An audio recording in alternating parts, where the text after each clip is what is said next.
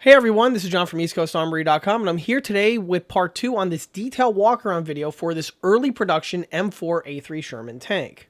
I decided to go ahead and make a part 2 on this video because this vehicle is very, very unique, and there were some really interesting things that jumped out to me that may miss some casual observers out there, or just some people who aren't really that tuned in onto the M4 Sherman tank itself. So this is going to be a very interesting one that, we could share together.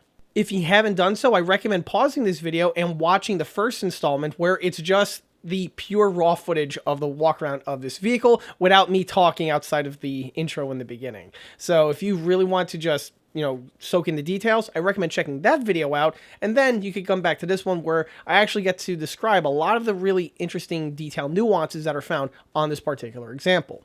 As for what this vehicle is, well, like I stated before, this is a early production M4A3 Sherman tank.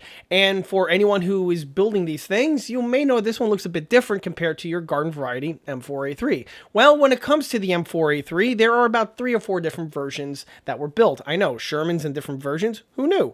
But regardless, when it comes to a vehicle that's known as an M4A3, that means it's a Sherman tank with the GAA V8 gasoline engine that was built by Ford. Throughout the Sherman's developmental and production run, there were always a mad dash to find out what would be the best engine to power these things, be it from the radial to the multibank to the twin diesels to eventually even Caterpillar had their hand in the ring at one point. But the engine that was really the best suited or proved to be the best for this platform was the Ford V8. Now, for anyone who, of course, is a fan of this channel, you'll know that this is not the first time I've done a walk-around on an M4A3. A little while ago, about a year or so at the time of filming this, I actually did another walk-around of a late production M4A3, and if you see the two side by side, which you will see right now on screen, you can easily tell that the two are very different from one another. The version that we have here was originally built in 1942, and this is where this vehicle is very interesting because this is a first run production version of the M4A3. In fact, this is the oldest example of an M4A3 I've ever seen, and I've seen quite a few, and this one here is definitely one of the oldest, and you'll see why in a moment. What also makes this a very interesting example is that not only is it an extremely early production version of this vehicle, but this tank also shows sign of it being used by the Army National Guard in the post-war years, because this one has also been upgraded with the 1950s Life Extension Program fittings, of which we will definitely be going over in this video. And finally, the last thing I want to mention is that unlike the last Sherman example where it was, a gate guard or a monument, so the thing was non-functional, this vehicle here, that's not the case. This one here is fully operational, and it is owned by a private collector. And I want to give my special thanks to Schuylkill Valley Gunworks for allowing me to film the vehicle and bringing it to you for you all to enjoy. Okay, so what makes this vehicle so unique, and what's a telltale giveaway that this thing was from the first production batch, was the front section. So the M4A3 came in 2 formats. We have the small hatch and the large hatch. The small hatch version is what we see on other Shermans from the same era, namely the M4, the M4A2, and also the M4A4. The hatches were much smaller, and the welded hull design was a mosaic of both cast and flat steel sections that were welded together to give you the shape of the hull. This type of format was doable. However, later on they would revise the design, changing the front angle, giving a much larger hatch, which made entering and exiting the vehicle much easier, and also it reduced construction time because now you have a larger flat plate as opposed of a mosaic type format to weld together. This is why if you look at this vehicle compared to the other M4A3 that I referenced before in the video, the hull in the front section are vastly different from one another. However, when it comes to the small hatch Shermans, there were 2 variants that were produced. The initial variant and then the secondary variant. This has to do with, again, the front castings for the driver and co-driver's armored sections. When the Sherman was first designed in this format, it actually had direct vision ports for both of these crew members. You literally had a large metal visor that would flip up, and this would allow the driver to see outside from the tank directly without the need of a periscope. This was a very early feature and was found on some very early versions of the tank and also on the M4A1. However, this was quickly realized that this was a problem because it was deemed to be a weak point in the armor. So by 1942 or so, and I'm talking about specifically October of 1942, the design was revised and the driver's hood had the flip-up direct vision port deleted, and in its place, it was a thicker slab of armor. And this would be on the production line until finally they would move from this hull altogether. However, if you look at this particular vehicle here, he has the direct vision ports. They're right there concealed under the slab of steel that's welded on the front. Because of the direct vision port, if I switch the photo to the top portion of the hatch, you can see just how thin the armor protection is around the hatch area. And it was because of this why it needed to be revised, where we had a thicker slab of armor in the front, as well as also a backup periscope, which was retracted.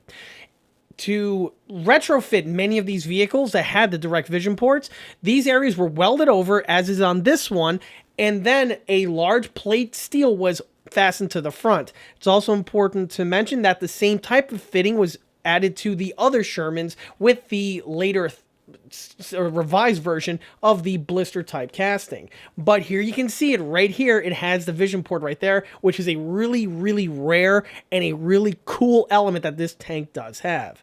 Also, what's cool is that, as another slight little bit of detailing, you'll see directly below the flip-up vision port, there's a little channel right over there that's found in the casting, and this was used to deflect bullets from potentially hitting that area and ricocheting into the periscope, thus damaging it or possibly doing much more, something worse.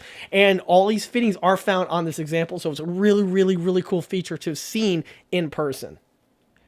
Panning the camera back to the front brings to the front armor section, and as I mentioned before, this is a mosaic assembly type vehicle. So the front section is not one continuous plate, but it's a combination of a bunch of different parts made from both cast and rolled steel in order to be jigged together, welded up to give you the shape of the front of the tank.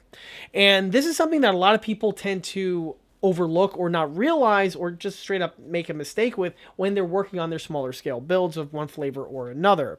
So starting with the rolled steel sections, on this vehicle here, there are 3. And by the way, this differs between the different Sherman types and also the different manufacturers.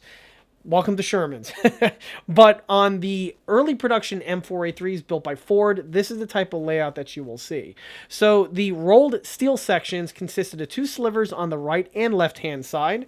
And then the longest is the wide section found in the center.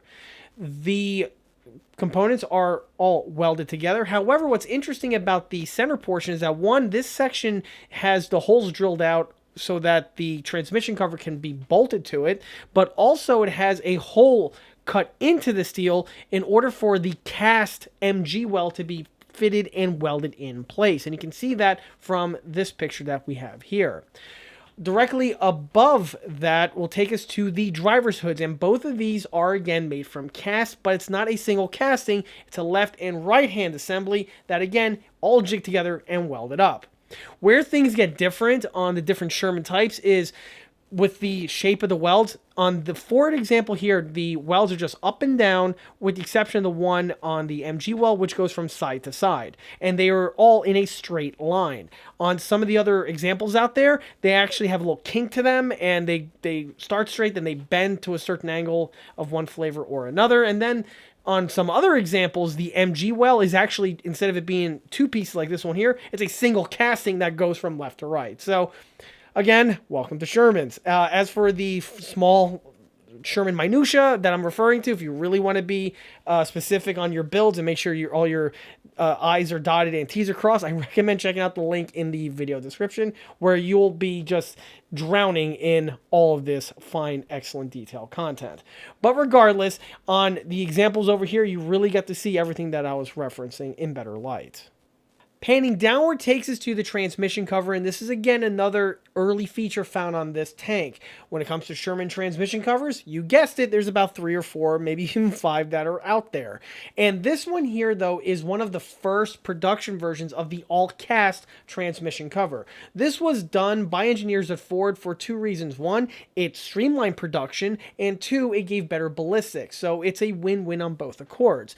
This transmission cover replaced the 3-piece transmission cover that was a carryover from the M3 Lee.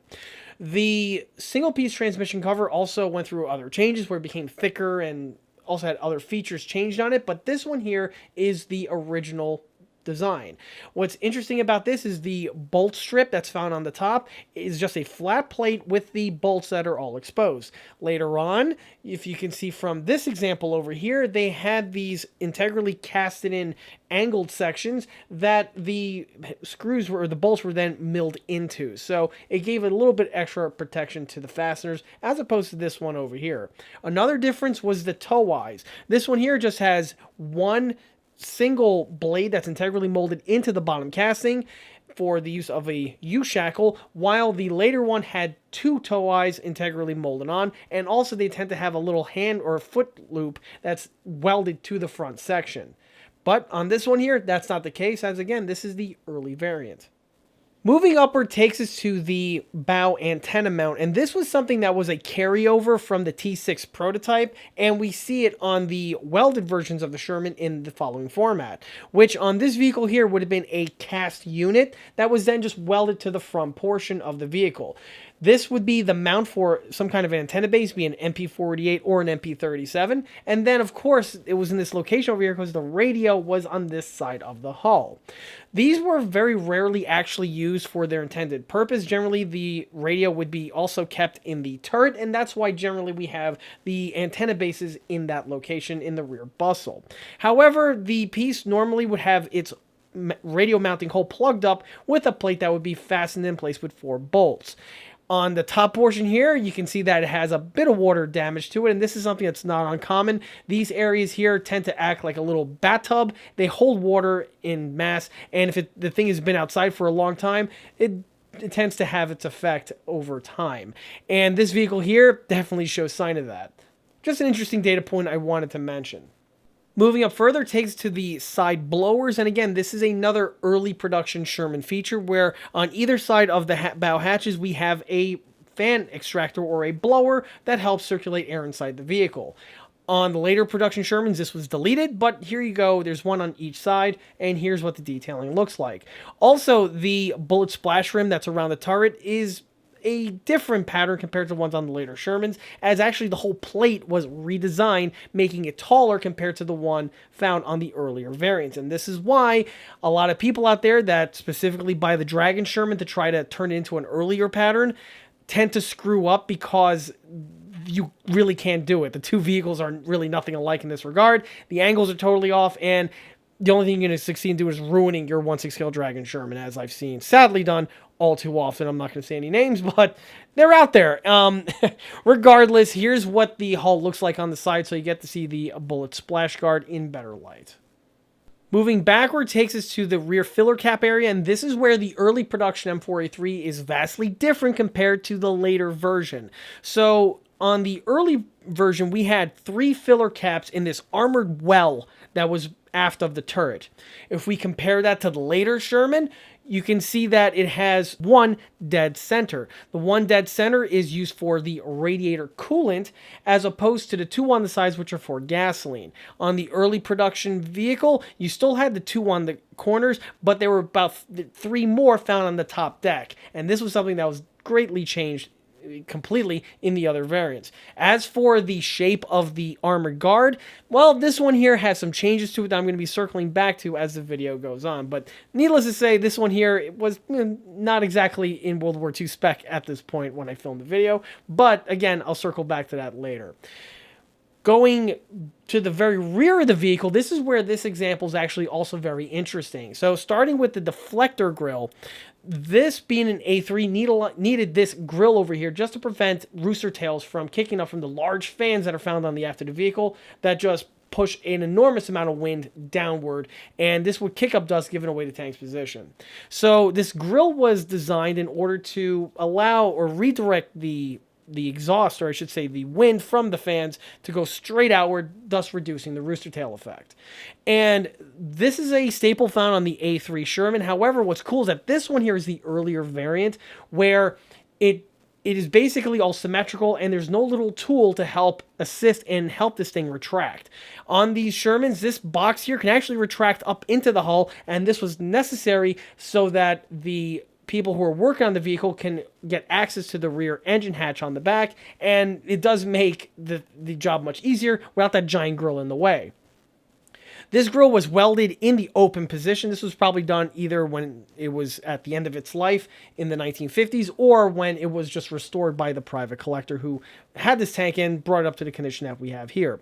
Regardless, the grill is original. And also that's cool is on the back side, you get to see the cutouts for the exhaust. This was something that is very rarely seen. It's not really done on the smaller scale models, but on the rear portion of the exhaust, or on the grill, I should say, there are these two cutouts on either side, and this is to allow the exhaust smoke to funnel through and then out with the smoke, or I should say from the wind from the cooling fans. And here you get to see the cutouts left and right, and it's a really cool feature found on this example. And this is the type of stuff that you don't exactly see in many books and photographs, because no one, thinks about actually, getting a camera up in there to get the shot. But that's why you tune into this channel. While on the rear area here, you get to see the layout of the exhaust manifolds, which is being an A3. They're the gooseneck types. This is basically exactly as what we see on the other variants of the M4A3, as is the rear engine hatch. However, what makes this one interesting is the location of the Little Joe auxiliary generator exhaust pipe. On the late example, I'll throw the picture up here, you get to see what it looks like on the later example, where there was a conduit that ran under the sponson on the driver's side and went all the way to the aft of the vehicle, sticking out on the top portion. However, on the early portion, or I should say on the early example, that's not the case. The exhaust manifold was internal and it exited out of the Little Joe auxiliary generator. It ran through the fighting compartment into the engine bay and then out through this little tiny tailpipe that you see here directly next to the main exhaust. This feature is only found on this early version of the Sherman, or I should say of the A3. The later ones, of course, they had the external exhaust conduit. The next and last cool thing to mention about the rear area is with the bottom corner plate. On most of the other Shermans that you will see, the piece has an angle to it, and it's just welded in place, and that's bridges the lower plate with the rear firewall. However, on this particular variant, it's a round back, and this is something that's really, really cool, and you only see on certain vehicles like the M4A4, and I believe even some early production M4A1s had this too. Regardless, on the early production M4A3s built by Ford, they had this component in place. And what's interesting about it is that this round section was not rolled, but it was cast. You can see the cast numbers right there on the corner section. And again, it's one of those fine little detail fittings that are only found on very early versions of this vehicle, which obviously this one is. Another thing that's an early feature that's on the lower section of the vehicle or under the sponsons on the portion between the last bogie and the return roller, you will see, or I should say the rear idler wheel, you will see an axis cap on the bottom portion of the sponson. This is something that's found on both sides, and it's only found on these early pattern of tanks. The later production Shermans, this little axis hatch here was not present. Moving to the hull sides takes us to first the side skirt rails, and what's important to point out is that the ones on this example here are all original, which is definitely something that's noteworthy because these components here are easily broken, banged up, rusted out, and to see one in with a tank of this vintage that went through the service life that this thing did have, and to have the tin work in such excellent condition, that's really something you don't see every day. So here you get to see the outside with the holes present to bolt on the side skirts. And then you can see what it looks like on the inside, how the actual fasteners were designed and how they were made out of stamped sheet metal squares that had a little hole in them, and this allowed the piece to be threaded in place without the end user having to hold a bolt or I should say a nut on the inside while trying to ratchet the thing on the other. So that's a very interesting feature, and again, something I wanted to point out. Something else that's interesting about the hull is with the armor. As I mentioned before, the front had some extra armor fitted in place. However, it also has the extra armor added to the side sections and also onto the turret and mantlet.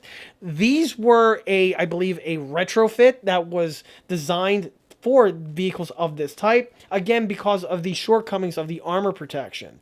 And although there are lots of examples of this being done in field, the ones that are on this vehicle here are not some field mod, but instead this was an actual factory upgrade that was issued out and was something that could have been retrofitted onto the vehicles while in service, either at a depot or possibly even at a maintenance battalion. Someone who knew what they were doing added these panels in place, and you see that on this example over here as the welds are perfect. So that lends to believe that I believe this was most definitely done after the vehicle was produced, and was probably done at a depot refurbishment at one point in time. And this brings us to the turret. The last really cool early feature found in this turret is the turret itself. This is the early production turret where it's got the low bustle, and I believe it has only one hatch, being the split ring cupola, which is still present on this example. The reason why I say I presume it's a single hatch type early casting is because sadly I was not able to get on top of the tank to take pictures or to film any walk around details of these locations. One of the stipulations that I was granted was I could film and photograph the tank as much as I want. However, I couldn't get onto the top deck or on top of the vehicle. So sadly, that is something I was not able to get, and that's a bummer because it's got some really cool things up there I definitely want to see. However, I'm just going to throw this out there because stranger things have happened. If you know the owner of this tank, or if you are the owner of this tank, first I want to say, congratulations. But the second is, if you do or want me to go and film the rest of this, I am definitely open to it, and we could definitely work something out. It can be reached via the email address listed below, which is info@eastcoastarmory.com. And again, stranger things have happened, and that'll be interesting to make a follow-up of this video where I get the top details, or hopefully get the interior and maybe take a ride in it, or even drive it, but that's wishful thinking.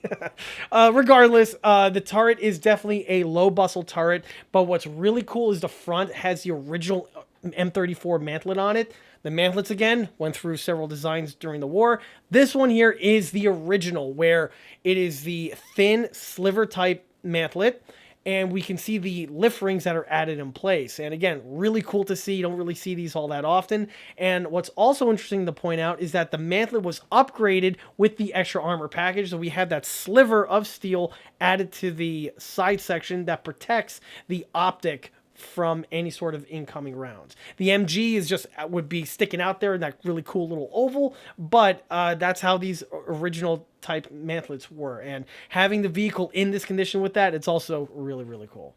So now that you know how and what makes this an early production Sherman, let me go ahead and explain why it's in the current condition as it's in, because this has to reflect with its service history, and this is where this vehicle, again, is very interesting.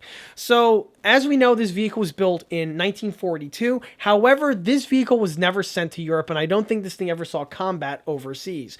The reason why I say that is because, well, frankly, it's still in the United States. Generally, the vehicles that were shipped over to Europe stayed in Europe. It's one of those things where by the war's end, these tanks were becoming heavily antiquated, and it was just easier to leave them there than it was to ship them back home. So with this vehicle being in the United States and being with the following modifications that it has, definitely indicates that this thing was just stationed stateside the entire time. Towards the end of the war, it was clear that these tanks, specifically these VVSS Shermans in this type of format, specifically with the early production fittings, was becoming heavily antiquated. And at first, the Army didn't know what to do with them. They were going to scrap them, but they decided not to after the Korean conflict sparked up and the shortage of tanks was noticed. So instead of doing that, they decided to have an upgrade program where they took as many tanks that were on stock and upgrade them to keep them as relevant as they possibly can for a little while.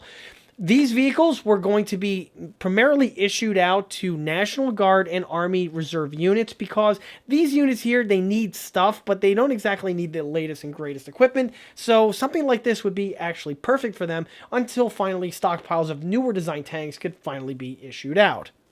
So the first place we're going to look when you see these National Guard tanks is the rear portion. If anyone's ever built an M4A3 of any flavor, they'll tell you that the back on this example is very naked. And again, this was indicative of the tanks that went through the upgrade program. So originally when this tank was built in 42, it would have had spare track link mounts located on the rear sections of the hull, which were made out of sheet metal. They had this nice little hinge feature, and each of them would have housed 3 spare track links. In the middle portion, you would have the sheet metal rack that would fold up when not in use, but this was used to basically strap crew equipment to it. On the bottom portion had the gun cleaning safes, which was tucked away nicely, and then you could telescope them together to swab the main barrel. On this example over here, you'll note that it doesn't have any of those fittings. For some reason that I have yet to find any information on, when the tanks were upgraded in the 50s, the first thing that went were all these fittings. So the spare track links were removed from those boxes. The boxes were cut away, and instead of being mounted in the back, they were just mounted to the sides of the turret.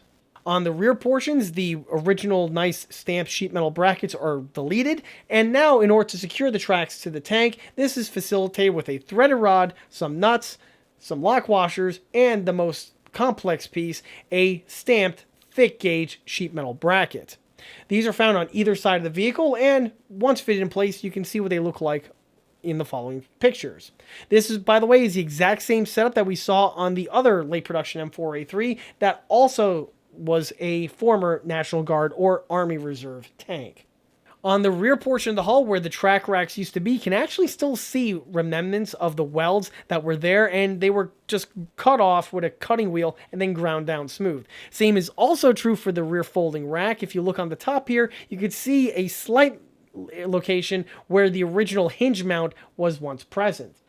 In their location, instead of having the following bits of equipment, we now have a telephone communication box fitted to the rear. And again, this is another feature found on these 1950s upgraded Shermans. The box simply bolts to the rear portion of the hull, and you can see the power cord emitting from the rear wall, and it plugs into the side of the tank. On the other M4A3 that I did the review on, or I should say the walk around on, it was missing this equipment. However, the hole was still present and it was found drilled into the rear plate. On this example over here, it has the complete equipment present, and this is how the rear of the other vehicle would have looked as well. The only difference between this example and the other example, though, is that when they deleted the folding rack, they kept the gun cleaning safes and just mounted them directly to the rear plate.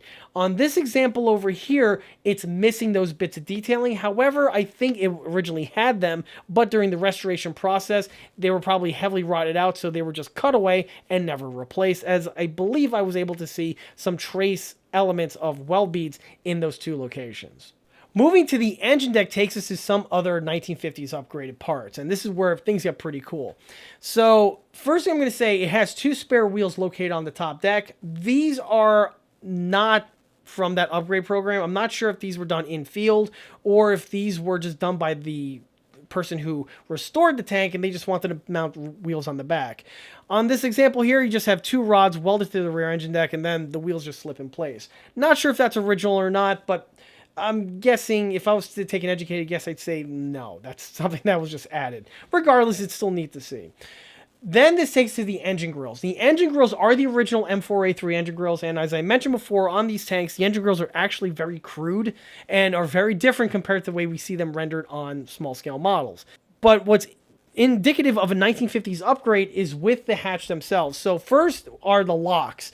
Originally, when these tanks were designed, there was no hatch locks. It was just done with 2 fasteners, and you would literally just use a ratchet or some kind of a wrench to bolt the engine hatches in the down position, and they held them there. Obviously, this makes maintenance a bit of a pain, so at the end of the war and into the 50s, they came up with this latch system where you literally just have a large handle and you pivot this lock out of the way, it unlocks the doors, and then you could open them up, and this vehicle has them on the front and rear portion of the engine deck. The other thing that was added were the torsion bars on the hinges. If you look at it, World War II M4A3, the hinge design is very, very different. It's just 4 large hinges, and that's all you need. Well, there was some complaints coming that the hatches are very heavy, and to open them up, it was, something that required a little bit of effort. So to make the hatches easier to open, they designed a torsion bar system that made the hatches much easier to open compared to before. And the torsion bar system is completely evident here on this example. You can see these rods that are running along the side sections where the hinges used to be, and on the top of the grills themselves, you see these angled braces that are coming out that connect to the actual torsion bars themselves. Again, this is a very cool feature, but it's one from the 1950s. Also, with this tank being an early production M4A3, on the rear section where the filler caps were that I mentioned before, they had this armored ring that held everything in place, but you'll see that the ring is heavily cut up. This was done in the 50s. In order to have that locking latch added to the rear deck, it was actually hitting and being obstructed by that large well. So they took a cutting torch to it, cut that large moon-shaped section out of the armored section, and this allowed the clearance for the latch to actually function and lock the thing in place. Again, this is a 1950s upgrade, and it would not be seen on this vehicle if it was still left in World War II spec. The next thing that I want to mention that involves post-war changes is with the turret. So when the vehicle was first built, it had the split ring cupola. Then when the vehicles went through their upgrade program, the split rings were replaced by the single hatch panoramic cupola. And what's interesting to point out is that I'm not sure if the cupola on this one is original or if it's just one that was remounted during the restoration process. The reason why I say that is because this tank features a split ring cupola that you could see right now. What's also interesting to point out is that it has the standalone retracting pintle mount directly mounted next to it. Why this is interesting to point out is that when the vehicles had the cupolas changed and replaced, they needed a machine gun mount, and they just mounted on the retracting one that we see on other later production tanks. So with this one having the split ring, you can see it has the other one with it. And generally, because the split ring has the machine gun mount built in, you wouldn't need the second one. So that's why I'm guessing this one was probably originally upgraded with the panoramic. That was missing at some point in time, so they dropped the split ring in place. Or it could be that they just mounted the second MG mount and just left the original cupola with its original format. So weird stuff like this tends to happen with vehicles in this type of configuration, so it could be one of either way. But still pretty cool that this example has 2 MG mounts found on the roof, and if you have an ability to mount 2 MGs, that's always a good thing. The last thing I want to mention about the turret is with the main armament. It's also the 600-pound gorilla in the room that I haven't mentioned yet. This vehicle is improperly armed. The vehicle is armed with a 76 millimeter from the M41 Walker Bulldog, and this was done purely during the restoration process and was not original, or was this ever done at all. Yes, 76 millimeters were dropped in place on the 75 millimeter turrets, but not this one. This is purely something done for the restoration. More likely they couldn't find a correct tube, so they found one from the Bulldog and threw that on in its place. The Bulldog armament is missing the bore evacuator, which would have been in this section over here in the front, and you can see it's missing, which is cool because you actually get to see the holes found on the inside of the bore evacuator and how it would actually function if it had the tube canister in place. Regardless, the muzzle brake is there, and with the vehicle in this configuration, it reminds me of the Radio Shack Sherman from the 1980s, because it definitely had the exact same format to it, the same look. But regardless, this is something that's not typical and is totally wrong. As a detailing standpoint, yeah, don't do that. It's still cool though, but it's just not right. Moving to the front of the hull takes us to the travel lock, and this is not the original travel lock. This is something that was added in the 1950s. When these vehicles first came out, they either did not have travel locks at all, or they had the World War II spec one. The difference is not with the shape of the A-frame itself, that's the same, it's with the lockup. The original lockup utilized 2 of these little fins that had this connecting joint in the middle, and it wedged everything shut, prevented from moving around. In the post-war years, they revised the design to this one, where we have a lock and a hinge type system. And this was just something that was typically seen on vehicles at the very tail end of the war, and was also seen on vehicles in the 1950s time frame. Things like the M4A3 E8s would have this type of a system. Regardless, for this early pattern tank to have this system fitted in place, again, this is indicative of fitting added in the 1950s. Caught my eye was actually the tow hitch mount. On this one here, you'll see it has the tow hitch mount present, but there's no hole to mount the tow hitch. If I was to take a guess, I'd say that this was something that was done during the restoration when they added this, they formed this metal bracket, they welded it to the rear of the hull. However, for one reason or other, they didn't drill out the center portion for the tow hitch, probably because they couldn't find one on hand, so they just left it faced off in the following position, and I guess when the time comes, they could just drill a hole through this and secure the tow hitch in place. But generally, when you see these things, the tow hitch is either there, and if it's not there, there would be a hole in the center of this bracket over here for the tow hitch to be fitted in place. Also, this is replicating a World War II pattern tow hitch, and generally tanks from the 1950s upgrade received this weird hinged chain retained plate thing that would be found on the tow hitch. And in fact, I'll have to go ahead and throw a picture up of the other example so you get to know what I'm talking about. From what I saw, all of the tanks, or a good chunk of the tanks that went through this program, had that feature fitted in place as well. The very last thing that caught my eye being a post-war upgrade was with the transmission housing. And this was something that kind of surprised me because I saw the same type of thing on the other Sherman, which was also a National Guard tank, so take that for what you will. But whoever bolted the transmission cover on did it wrong, where if you on these Shermans, the transmission is held on in place with a bunch of fasteners, and these go on the top, the bottom, and the sides. And what's interesting to point out is that on this example here, on one side we have the bolt heads exposed to the outside, which is correct.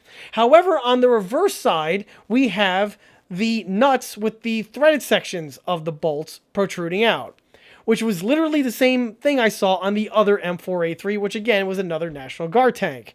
So, seriously, I don't know what's the deal with the National Guard, where that maybe was done by the same maintenance crew. I don't know. But no, the way these work is that the bolts are supposed to be pointing into the tank. So that was a little strange to see it now second time in a row, and both tanks from the National Guard. So yeah, that speaks volumes, actually. Regardless, it was just a very cool, interesting, wacky feature that I saw, and it's just generally not supposed to be like that. So that is something I wanted to mention. And that's all there really is to mention about this one. So hopefully you enjoyed this video about me just geeking out over this beautiful example of an early production M4A3. Like I said before, you don't see these every day. It's a very rare vehicle for the reasons that I mentioned. And getting the chance to get one on video and photograph it is definitely one that is very, very rewarding. And it was a real pleasure bringing it all to you. So again, I want to give my special thanks to Schuylkill Valley Gunworks for allowing me to film it. And also, I hope you enjoyed this video. If you did, be sure to like, share, and subscribe. You can see all the photographs I took of this particular tank on my Facebook page. The links are listed below.